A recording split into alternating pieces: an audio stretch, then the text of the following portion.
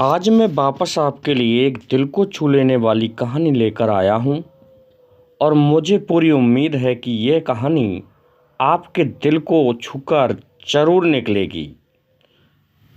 तो आपका ज़्यादा समय न लेते हुए इस कहानी को शुरू करता हूँ। प्रेरक कहानी हिंदी में। एक बार की बात है कि एक बार एक शिक्षक एक संपन्न परिवार के शिष्य के साथ कहीं जा रहे थे, तो उस शिष्य को कुछ मजाक सूझ रही, क्योंकि उसके रास्ते में किसी गरीब लड़के के जूते दिखाई देते हैं। उसने अध्यापिका से कहा कि गुरुजी, अगर हम इन जूतों को छुपा दें तो कितना मज़ा आएगा। ये देखते ही कि व्यक्ति पर क्या असर पड़ता है।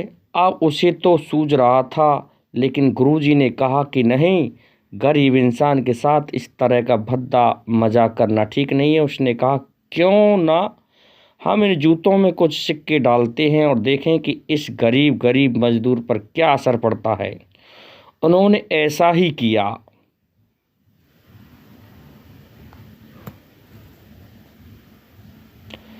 जैसे मजदूर अपना काम करके लौटता है और उन्होंने एक पाँव अपने जूते में डाला, तो उसे कुछ सख्त सा एहसास हुआ। उसने अंदर हाथ डाला तो उसके कुछ सिक्के सामने आ गए।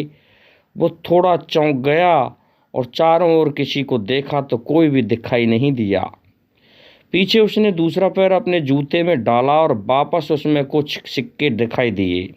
अब दोनों जूतों के सिक्कों को उन्होंने अपने हाथों में रखा और प्रभु की ओर इशारा किया कि प्रभु, पता नहीं भले ही मानुष थे ये सिक्के और जूतों में छुपाए हैं, लेकिन जो भी छुपाए हैं उसे मेरी हुआ, ताकि इन पैसों में मैं अपने बच्चों और पत्नी के लिए कुछ खाना और काम लाऊंगा। और बोलकर यह चला गया। इस बात को शिष्य और गुरु देख रहे थे। तो उसने कहा कि गुरुजी, मैं आपसे क्षमा चाहता हूँ। अब मुझे समझ आ गया कि सच्ची खुशी किस चीज़ में होती है। जब हम किसी का मजाक उड़ाते थे, कुछ पल का आनंद मिलता है, लेकिन इससे हमें बद्दुआ मिलती है। लेकिन अगर हम किसी मुश्किल हालत में मदद करते हैं तो हम भी मदद करते हैं।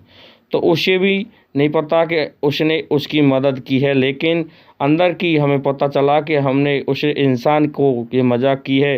यही सच्ची खुशी है, जब उसकी मदद हो गई। इस तरह खुशियाँ बांटने के लिए लोगों को मदद करते रहिए और ज्ञान करते रहो, जिससे तुम भी काबिल हो। जितना भी हो आपसे पढ़ें, दान करें, लेकिन दान ज़रूर करें। इसका मतलब ये नहीं है कि आपको कंबली की या अनिवार्य रूप से इतने रुपए दान करने चाहिए, क्योंकि हर किसी की ज़रूरत अलग अलग हो सकती है। अगर हम किसी की संपत्ति का दान नहीं कर सकते तो कम से कम चीज़ों का दान तो कर ही सकते। मुझे पूरी उम्मीद है कि यह दिल को छूकर लेने वाली कहानी है। आपको निश्चित रूप से अच्छी लगी होगी। आपका कीमती समय देने के लिए दिल से धन्यवाद।